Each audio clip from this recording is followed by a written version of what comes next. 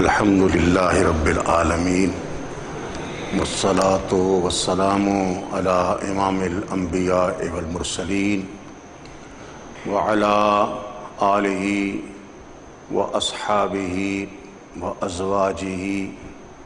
وذریتہ اجمعین اما بعد فاعوذ باللہ من الشیطان الرجیم بسم اللہ الرحمن الرحیم النبی اولا بالمؤمنین من انفسہم وازواجہ امہاتہم صدق اللہ العظیم اللہم صلی علی محمد وعلی آلہ وصحبہ وبارک وسلم۔ معزز ناظرین، اللہ تبارک و تعالیٰ نے سورہ احزاب کی آیت نمبر 6 کے ابتدائی حصے میں ارشاد فرمایا النبی اولا بالمؤمنین من انفسہم، نبی صلی اللہ علیہ وآلہ وسلم مومنوں کی جانوں سے بھی زیادہ قریب ہیں۔ وازواجہ امہاتہم، اور آپ صلی اللہ علیہ وآلہ وسلم کی ازواج مومنوں کی مائیں ہیں۔ اللہ تبارک و تعالیٰ نے اس آیت میں نبی کریم صلی اللہ علیہ وآلہ وسلم کی ازواج مطہرات کی عظمت و شان بیان کی ہے، کیونکہ یہ وہ خواتین ہیں جن کی نسبت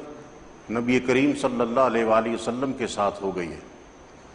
تو اس نسبت نے انہیں وہ مقام دے دیا ہے کہ کائنات میں باقی خواتین ان کا مقابلہ نہیں کر سکتی۔ ان کا مقام و مرتبہ، ان کی عزت، ان کی تعظیم، ان کی بزرگی، ان کا ادب و احترام ہر مسلمان پر اسی طرح کرنا لازم و ضروری ہے جس طرح اپنی ماں کا ادب و احترام کرنا لازم و ضروری ہے۔ ان ازواج مطہرات میں سے جو سب سے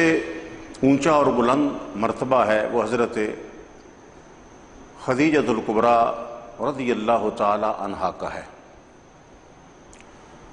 آپ کو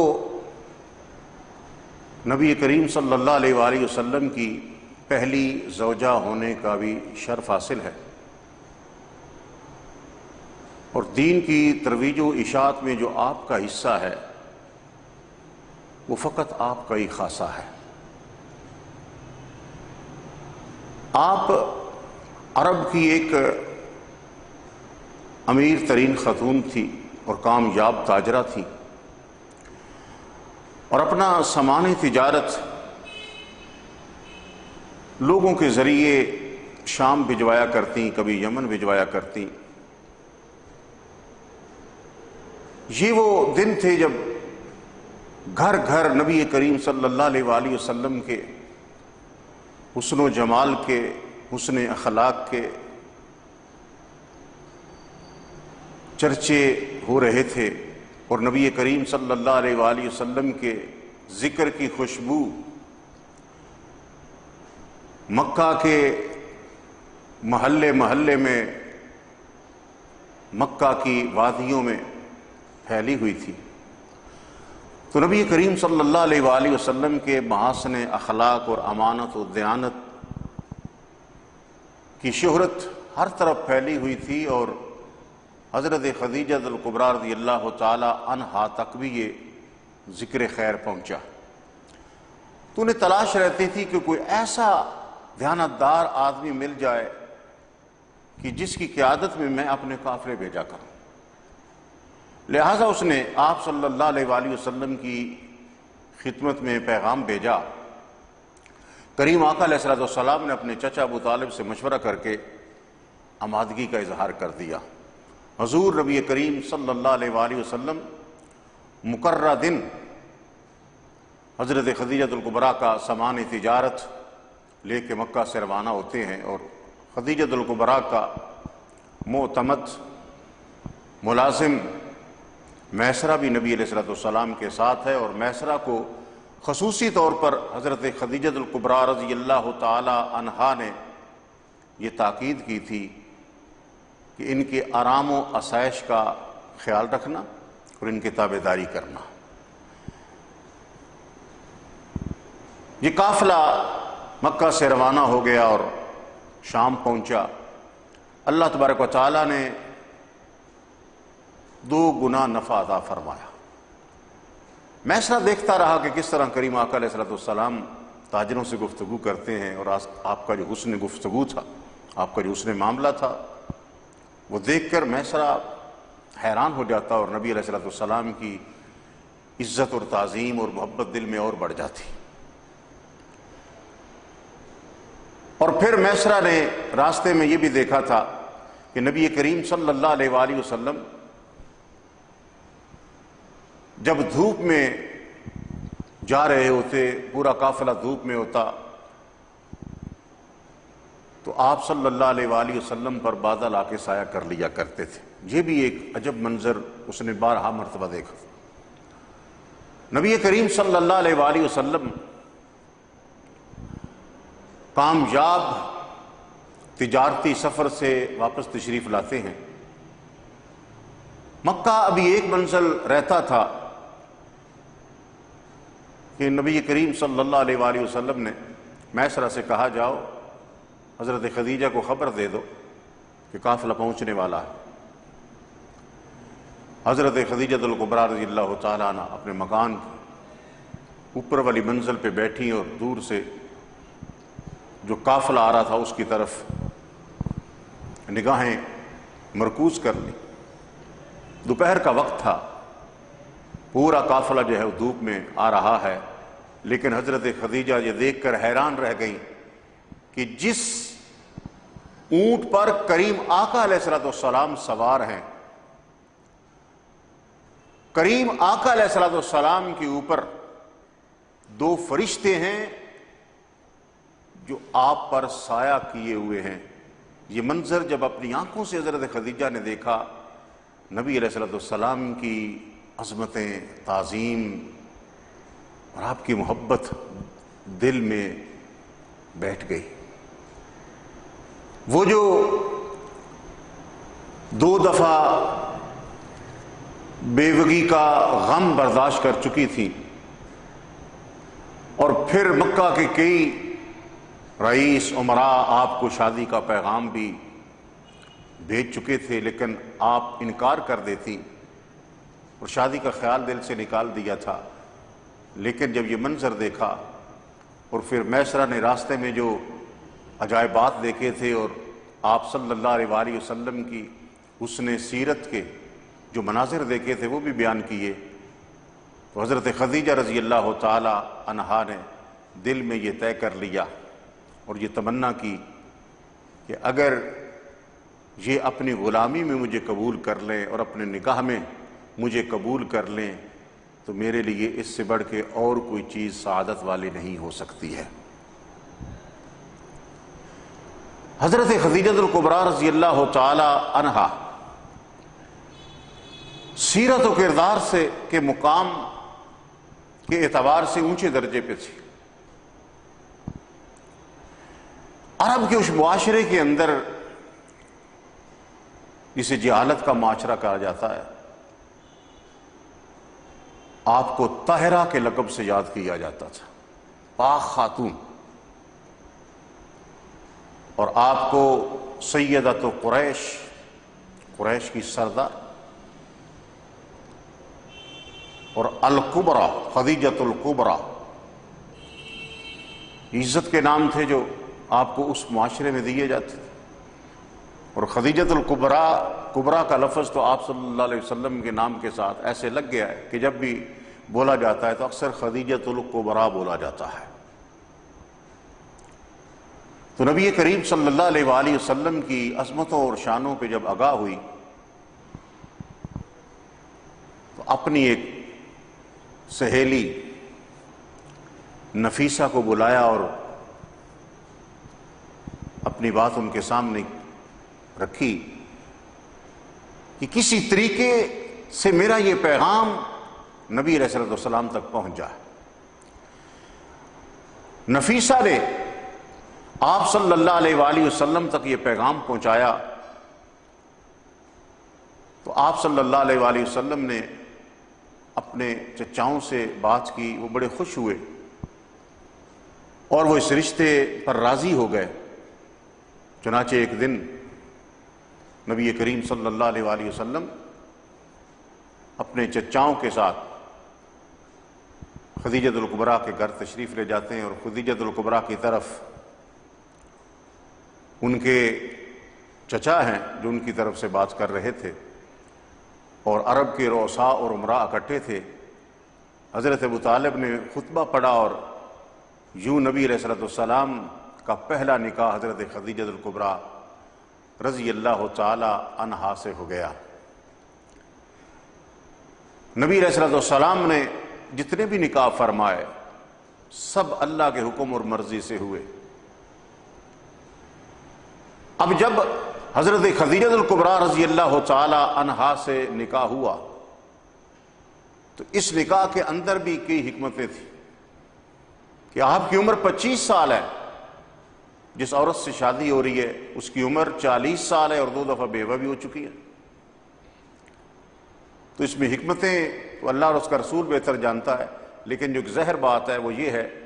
کہ آئندہ جو آپ صلی اللہ علیہ وآلہ وسلم کی زندگی میں ذمہ داریاں آنے والی تھی، ان کے لیے یہ ضروری تھا کہ ایک تجربہ کار، ایک انتہائی زیرک، ایک انتہائی لائق اور ایک انتہائی حلیمہ عورت آپ صلی اللہ علیہ وآلہ وسلم کے نکاح میں ہو، تاکہ ان مواقع پر وہ اپنے حسن کردار سے کریم آقا علیہ الصلوۃ والسلام کی پریشانیوں کو دور کر سکے۔ اور اللہ تبارک و تعالیٰ نے حضرت خدیجۃ الکبریٰ رضی اللہ تعالی عنہا کے ذریعے مال و دولت بھی عطا کر دیا تھا۔ تو وقت گزرتا رہا، اللہ تبارک و تعالیٰ نے نبی علیہ الصلوۃ والسلام کو حضرت خدیجہ سے اولاد کی بھی نعمت عطا فرمائی۔ اللہ نے آپ کو حضرت قاسم عطا فرمائے، آپ صلی اللہ علیہ وسلم کی کنیت بنی ابو القاسم، اور حضرت خدیجۃ الکبریٰ رضی اللہ تعالی عنہا کی بھی کنیت ہوئی ام قاسم۔ اللہ تبارک و تعالیٰ نے حضرت زینب عطا فرمائی، پھر ان کے بعد حضرت عبداللہ اللہ نے عطا کی جن کو طیب و طاہر کہا جاتا، پھر اللہ نے حضرت رقیہ عطا کی، پھر اللہ تبارک و تعالیٰ نے حضرت ام کلثوم عطا کی، پھر حضرت سیدہ فاطمۃ الزہرا سلام اللہ علیہا اور رضی اللہ تعالی عنہن۔ یہ اولاد کی نعمت اللہ نے آپ کو عطا فرمائی۔ اور جب نبی کریم صلی اللہ علیہ وآلہ وسلم کی عمر مبارک 40 سال کے قریب ہوئی اور آپ کو خلوت کے ساتھ ایک محبت ہو گئی اور آپ غار حرا میں تشریف لے جایا کرتے تھے، تو ایک دن وہ بھی آیا کہ جب جبریل امی آپ صلی اللہ علیہ وسلم پر پہلی وحی لے کے آئے، قرآن کا نزول ہو گیا۔ اور قرآن کی عظمت و شان یہ ہے کہ اللہ پاک نے فرمایا لو انزلنا هذا القرآن على جبل لرأيته خاشعا متصدعا من خشیۃ اللہ، کہ اگر یہ قرآن پہاڑوں پہ نازل ہوتا، اس کا نزول پہاڑوں پہ ہوتا تو قرآن کی ہیبت سے یہ ریزہ ریزہ ہو جاتا۔ وہ قرآن جب قلب مصطفیٰ پہ اترا تو کریم آقا علیہ الصلوۃ والسلام کے قلب مبارک کی ہمت پہ لاکھوں سلام کہ اللہ نے وہ ہمت اور طاقت دی کہ کلام پاک جو آپ کے قلب انور پر اتارا گیا اس کو سہارا، لیکن اس کلام کی جو اثرات تھے وہ تو یہی وجہ ہے کہ کریم آقا علیہ الصلوۃ والسلام کی طبیعت میں گھبراہٹ سی ہوئی اور گھر آئے اور فرمایا یا خدیجہ زملونی زملونی، اے خدیجہ مجھے چادر اڑا دیجیے۔ حضرت خدیجہ چادر اڑا دیتی ہیں۔ جب طبیعت میں کچھ سکون آتا ہے تو اس وقت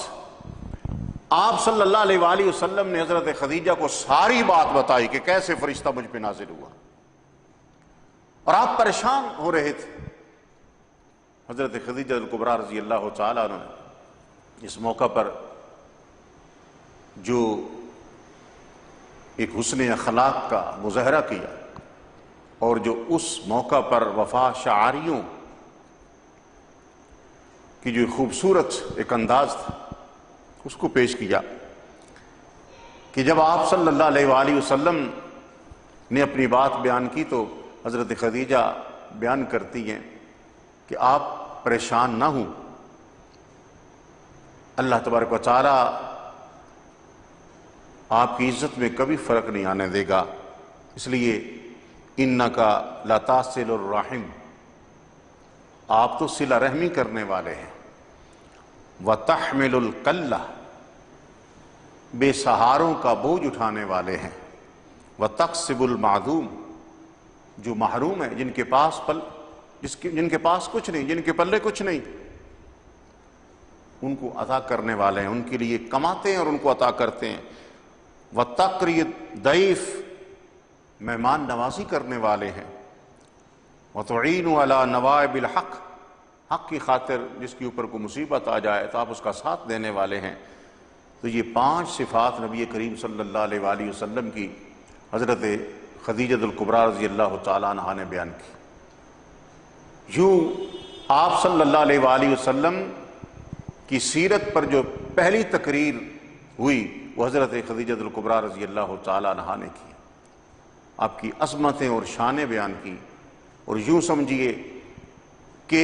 اب شادی کو 15 سال ہو چکے تھے اور نبی کریم صلی اللہ علیہ وآلہ وسلم کی عمر مبارک 40 سال ہو چکی تھی،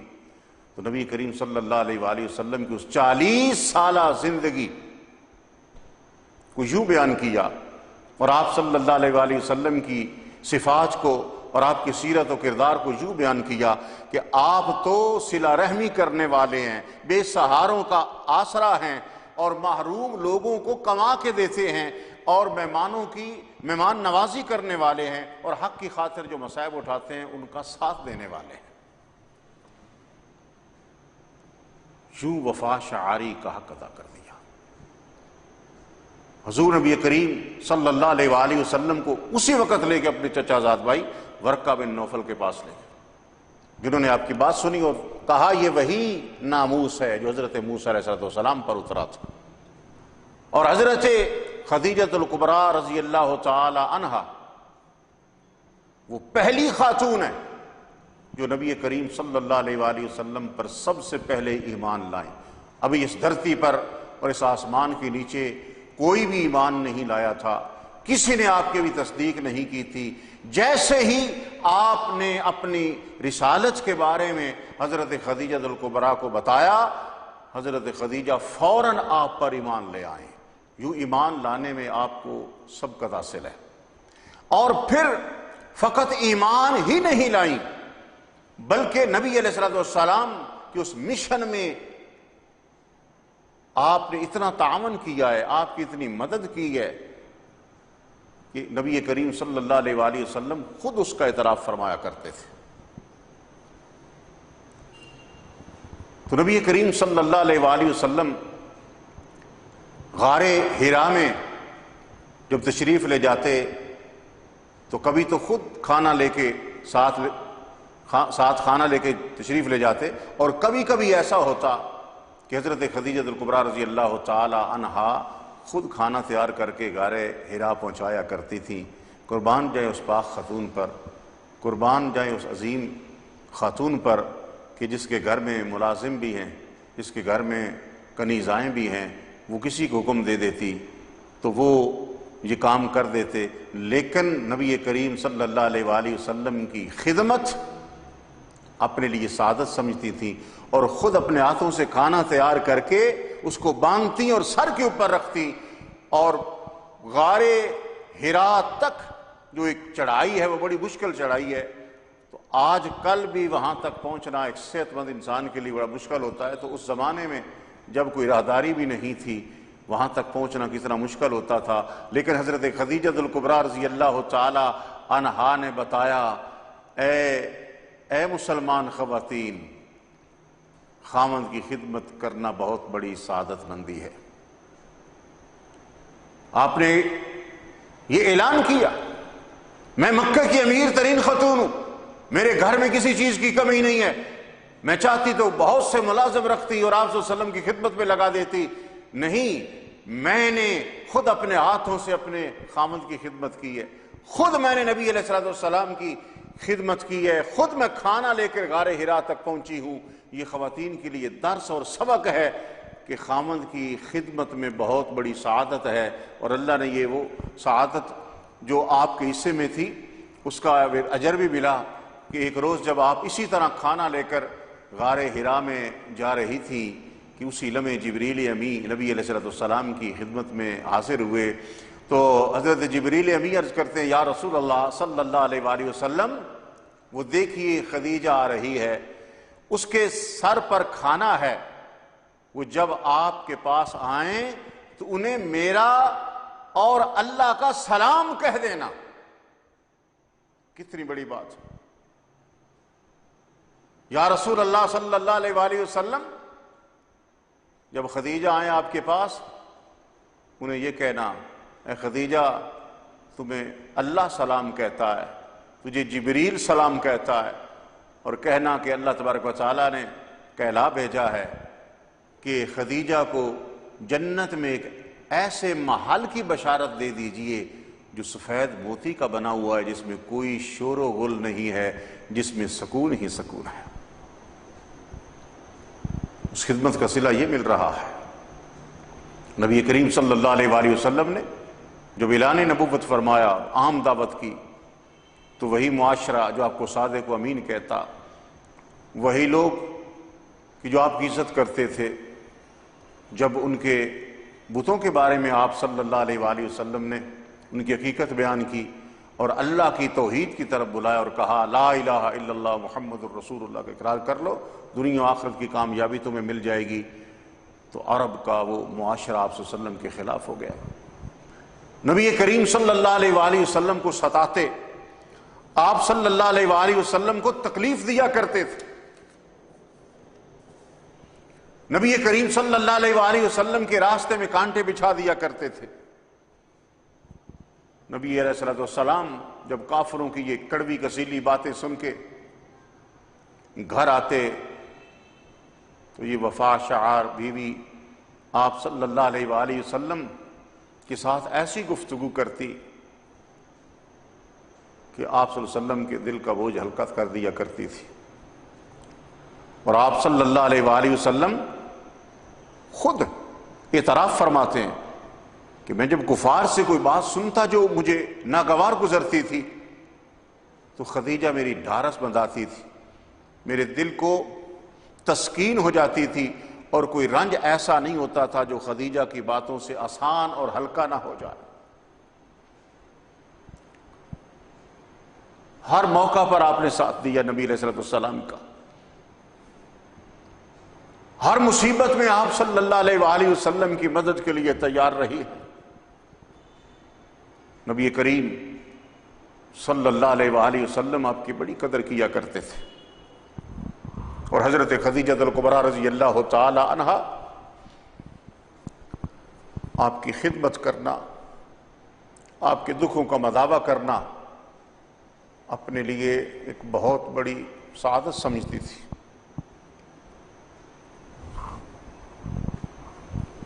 یہاں تک کہ جب 7واں سال نبوی شروع ہوا اور کفار و مشرکین مکہ نے جب دیکھا کہ کوئی بات نہیں بن رہی، ہم نے تشدد بھی کر کے دیکھ لیا، جو مسلمان ہو جاتا ہے وہ واپس دین پہ نہیں آتا، اپنے پرانے دین پہ واپس نہیں آتا، نبی علیہ السلام کا دامن نہیں چھوڑتا، تو انہوں نے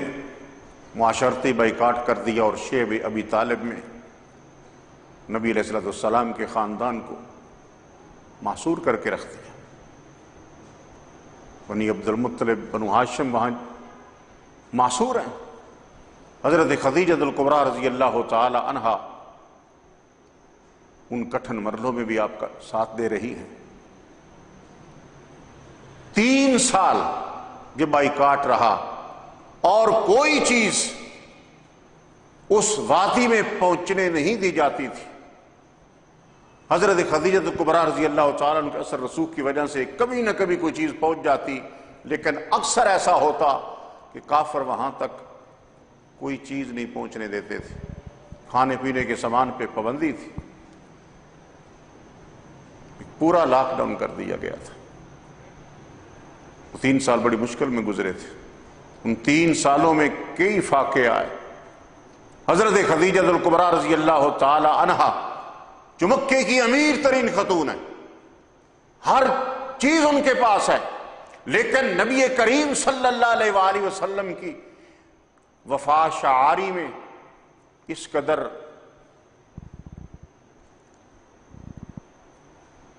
جو بھی مصائب آتے ہیں برداشت کرتی ہے۔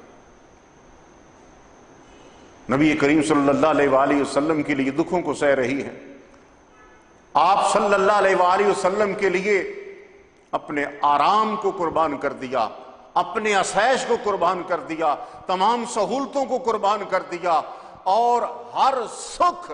اور ہر آسائش کو قربان کر دیا۔ نبی کریم صلی اللہ علیہ وآلہ وسلم کی خاطر دکھوں کو، غموں کو، تکلیفوں کو سینے سے لگا لیا۔ 3 سال کے عرصے کے بعد جب 10 سال نبوی میں یہ بائیکاٹ ختم ہوا اور اب باہر تشریف لائے اس گھاٹی سے، اب حضرت خدیجہ کبریٰ رضی اللہ تعالی عنہا کی عمر مبارک 65 برس ہو چکی ہے۔ 3 سال کی اس آزمائش نے آپ کے جسم پر بڑا اثر ڈالا تھا، آپ کا وجود کمزور ہو گیا تھا، کئی دن کے فاقے برداشت کیے تھے، مصائب و آلام جھیلے تھے، پتے کھا کے بھی گزارا کرنا پڑا تھا، لیکن نبی علیہ السلام کی خاطر اس پاک بی بی نے ہر دکھ سینے سے لگا لیا تھا۔ آپ صلی اللہ علیہ وسلم کی خاطر ہر تکلیف سے وہ محبت کرتی تھی۔ ابھی شیخ ابی طالب سے نکلے 1 مہینہ ہوا کہ آپ کی طبیعت بہت زیادہ خراب رہنے لگ گئی، بہت کمزور ہو گئی، اور نبی کریم صلی اللہ علیہ وآلہ وسلم اس کیفیت میں جب دیکھتے تو آپ کی آنکھوں میں آنسو آ جاتے۔ آپ کی کمزوری اور نکاہت کو دیکھتے کریم آقا علیہ السلام دکھی ہو جایا کرتے تھے، لیکن اللہ کے فیصلے کے سامنے سر جھکا دیتے۔ آخر وہ دن بھی آیا جو ہر ایک کی زندگی میں آنا ہے، آخری لمحات ہیں، اور حضرت خدیجہ نبی کریم صلی اللہ علیہ وآلہ وسلم سے باتیں کر رہی ہیں، اور اس لمحے ان کی دوسری بیٹی حضرت رقیہ حبشہ میں تھی۔ 3 بیٹیاں گھر ہیں، حضرت زینب، حضرت ام کلثوم اور حضرت سیدہ فاطمہ الزہرا۔ 2 بیٹے چھوٹی عمر میں انتقال کر گئے تھے۔ آپ صلی اللہ علیہ وسلم سے باتیں کر رہی ہیں، بیٹیوں کو سپرد کر رہی ہیں، اور خصوصاً کہہ رہی ہیں یہ میری فاطمہ سب سے چھوٹی بچی ہے، اس کا ضرور خیال رکھنا، یہ بڑی سب سے پیاری اور لاڈلی بیٹی ہے میری فاطمہ، اے میرے آقا اس کا بہت زیادہ خیال رکھنا۔ یہاں تک کہ وہ لمحہ آ گیا، کل نفس ذائقۃ الموت، 10 سال نبوی ہے اور 10 ہی رمضان کی تاریخ ہے جس دن آپ وصال فرما جاتی ہیں۔ انا للہ و انا الیہ راجعون۔ حضور نبی کریم صلی اللہ علیہ وآلہ وسلم دکھی ہو گئے، آنکھوں میں آنسو آ گئے، اور آپ صلی اللہ علیہ وآلہ وسلم حضرت خدیجہ الکبریٰ اس وفا شعار غم گسار بیوی کی جدائی کے اوپر آپ کا دل دکھی ہے، آپ غم زدہ ہیں۔ نبی کریم صلی اللہ علیہ وآلہ وسلم نے ان کو مکہ کے قبرستان حجون ان کی قبر اختیار کروائی، کیونکہ ابھی نماز جنازہ کا حکم نہیں آیا تھا، تو آپ نے قبر تیار کروائی اور خود قبر میں اترے اور اپنے ہاتھوں سے ساری زندگی آپ کا ساتھ دینے والی، آپ کے دکھوں کا مداوع کرنے والی، آپ کی دکھ سکھ کی ساتھی اور پوری زندگی جن کی وفاؤں سے لبریز،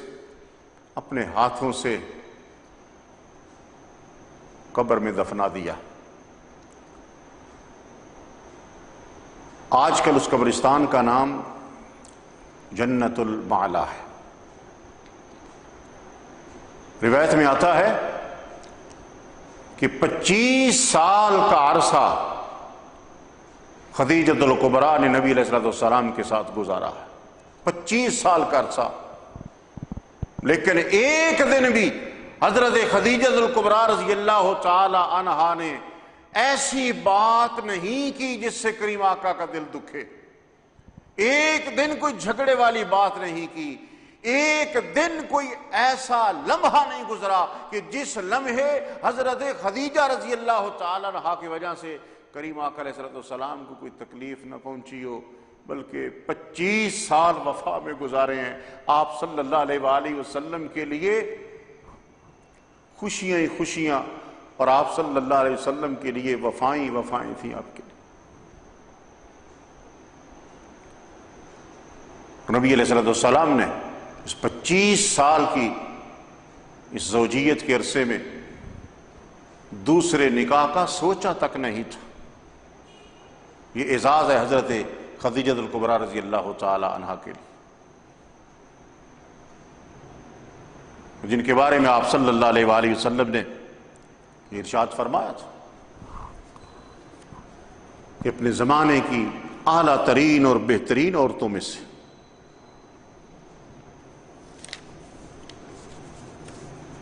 کریم آقا علیہ السلام ان کی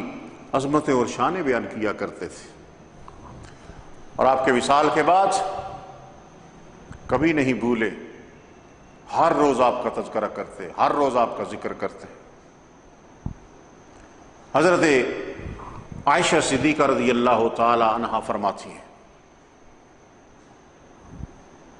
کہ مجھے کسی بھی زوجہ پہ رشک نہیں آیا جتنا رشک حضرت خدیجہ پہ آیا تھا، کیونکہ آپ اکثر ان کا ذکر کرتے، ہر روز ان کا ذکر کرتے۔ مجھے رشک آتا وہ کیسی خاتون ہے کہ میں نے دیکھی بھی نہیں،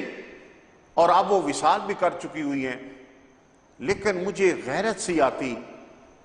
کہ آپ صلی اللہ علیہ وسلم ان کا تذکرہ کرتے رہتے ہیں۔ اور پھر ایسا ہوتا کہ آپ صلی اللہ علیہ وآلہ وسلم بکری کو ذبح فرماتے اور اس کا گوشت جب تقسیم کرتے تو حضرت خدیجہ رضی اللہ تعالی عنہا کی سہیلیوں کو ڈھونڈ ڈھونڈ کے پہنچایا کرتے تھے۔ یہ خدیجہ کی سہیلیاں تھیں، خدیجہ کے پاس آتی جاتی تھی، تو یہ بھی آپ صلی اللہ علیہ وآلہ وسلم کا حضرت بی بی خدیجہ رضی اللہ تعالی عنہا کے ساتھ ایک محبت کا انداز ہے کہ ان کی سہیلیوں کو آپ ہدیے بھیجا کرتے تھے۔ حضرت عائشہ صدیقہ رضی اللہ تعالی عنہ فرماتی جب میں یہ مناظر دیکھتی تو حیران رہ جاتی، اور ایک دن میں نے تو کہہ ہی دیا کہ اللہ نے آپ کو ان سے بہتر بیویاں عطا کی، اپنی طرف اشارہ کیا، بہتر بیویاں عطا کی ہیں۔ آپ اس بوڑھی عورت کو جو سرخ مسوڑوں والی تھی اس کو آپ یاد کرتے رہتے ہیں۔ میرے کہنے کی دیر تھی کہ نبی علیہ السلام کے چہرے پہ سرخی آ گئی، آپ جلال میں آ گئے اور فرمانے لگے عائشہ اللہ نے خدیجہ سے بہتر مجھے کوئی بیوی عطا نہیں کی ہے۔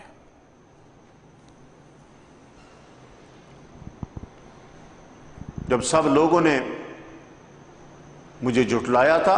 خدیجہ ہی تو تھی جس نے میری تصدیق کی تھی۔ جب سب لوگوں نے میرا انکار کیا تھا خدیجہ ہی تھی جو مجھ پر ایمان لائی تھی۔ جب سب لوگوں نے اپنا مال و دولت مجھ سے علیحدہ کر لیا تھا خدیجہ ہی تھی جس نے مال و زر سب کچھ قربان کر دیا تھا، اور اللہ نے مجھے اولاد کی نعمت اور اولاد کا رزق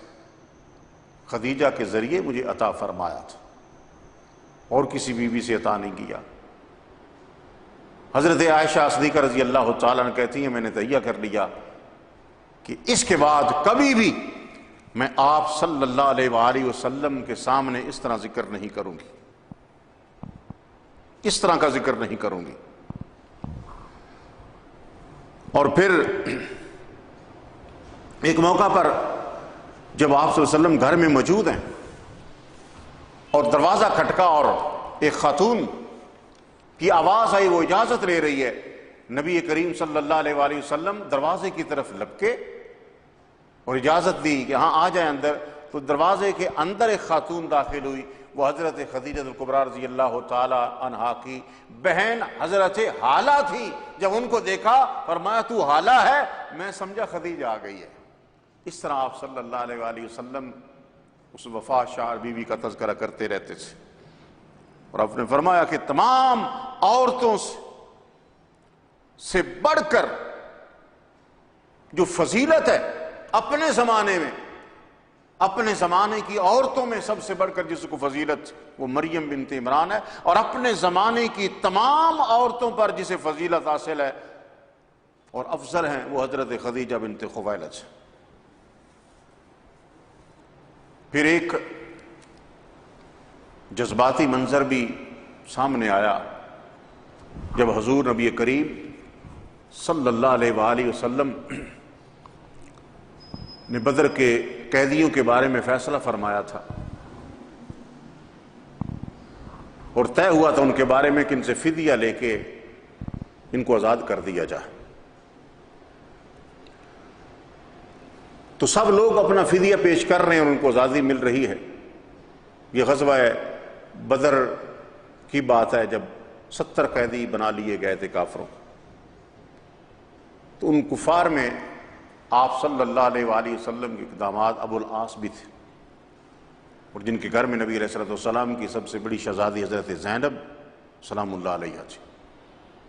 اس وقت ابھی کافروں کے ساتھ نکاح کی ممانعت نہیں آئی تھی۔ ابو العاص آئے تو انہیں بھی کہا گیا کہ اپنا فدیے کا انتظام کرو تاکہ وہ ادا ہو جائے اور آپ کو آزاد کر دیا جائے۔ فرمایا بھی میرے پاس تو کچھ نہیں، میں گھر پیغام بھیجتا ہوں۔ مکے پیغام بھیجا حضرت زینب کی طرف، آپ نے گھر میں دیکھا تو کوئی چیز نہیں تھی، فوراً ایک بات یاد آئی اور ایک بکس کھولا نا، اور اس کے اندر رومال کے اندر ایک بندھا ہوا ایک ہار تھا، اس کو نکالا اور وہی ہار کپڑے میں لپیٹ کر آپ صلی اللہ علیہ وآلہ وسلم کی طرف مدینے روانہ کر دیا، اور حضرت ابو العاص وہ ہار لے کے آپ صلی اللہ علیہ وسلم کی خدمت میں آئے، یہ فدیہ لیجئے اور مجھے آزاد کر دیجئے۔ آپ صلی اللہ علیہ وسلم نے جب وہ کپڑا کھولا نا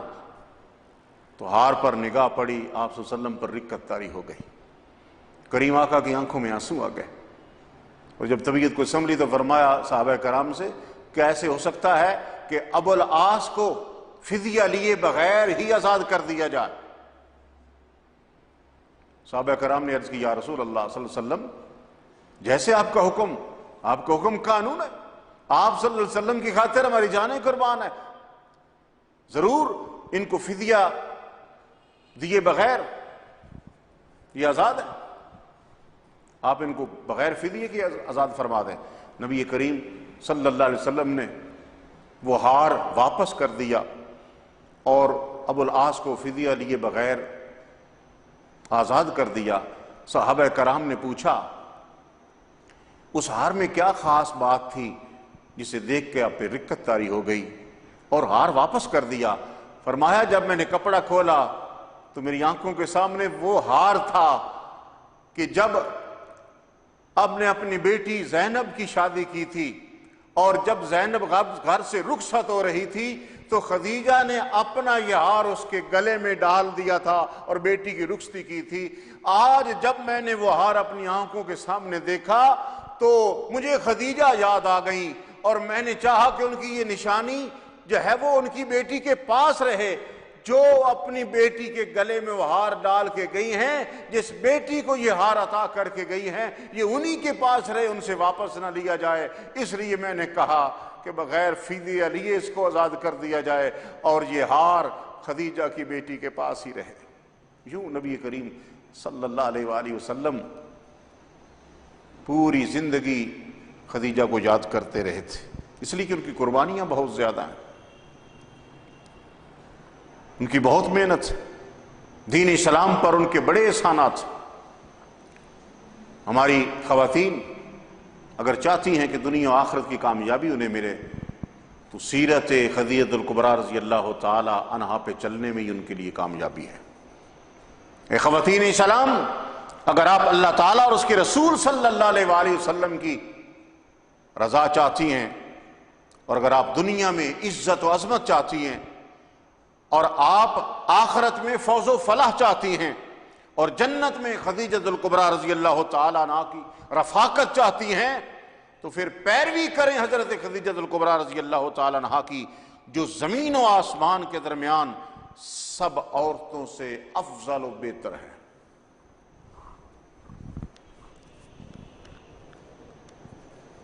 خواتین کے لیے ازواج مطہرات کی زندگی بہترین نمونہ ہے، اور ہماری کامیابی اسی میں ہے، ہماری ماؤں بہنوں بیٹیوں کی کامیابی اسی میں ہے کہ ان پاک ہستیوں کے حالات کے بارے میں جانیں، اور پھر خصوصاً خدیجہ الکبریٰ رضی اللہ تعالی عنہا کہ کس طرح دنیا کا آرام تج کر دیا تھا، کس طرح دنیا کی اساس و آرام اور تمام سہولتیں قربان کر دی تھیں آپ صلی اللہ علیہ وآلہ وسلم کی ذات کے لیے، اور دین کی ترویج و اشاعت میں آپ کا کتنا ہاتھ ہے، اور آپ کا کتنا تعاون اور کتنی قربانیاں ہیں۔ تو ہمیں بھی سوچنا چاہیے، اور ہر خاتون کو علیحدہ سوچنا چاہیے، میں آپ صلی اللہ علیہ وسلم کے دین کے لیے کیا کر رہی ہوں، میں مالی طور پہ کیا تعاون کر رہی ہوں اپنے پیارے حبیب علیہ الصلوۃ والسلام، اپنے پیارے نبی علیہ الصلوۃ والسلام کے دین کے لیے کیا کر رہی ہوں۔ میں تو دین سیکھنے کے لیے بھی وہ عورت تیار نہیں، دین کی بات سننے کے لیے آج کل خواتین کے پاس ٹائم نہیں ہے، لیکن یہ زندگی تو گزر ہی جانی ہے۔ لیکن اگر ہم ان زندگیوں کو ان پاک ہستیوں کے نقش قدم پر چل کے گزاریں گے تو پھر یہ زندگی کامیاب ہو جائے گی، نہ صرف دنیا کی بلکہ آخرت کی زندگی بھی کامیاب ہو جائے گی۔ وما علینا الا البلاغ المبین۔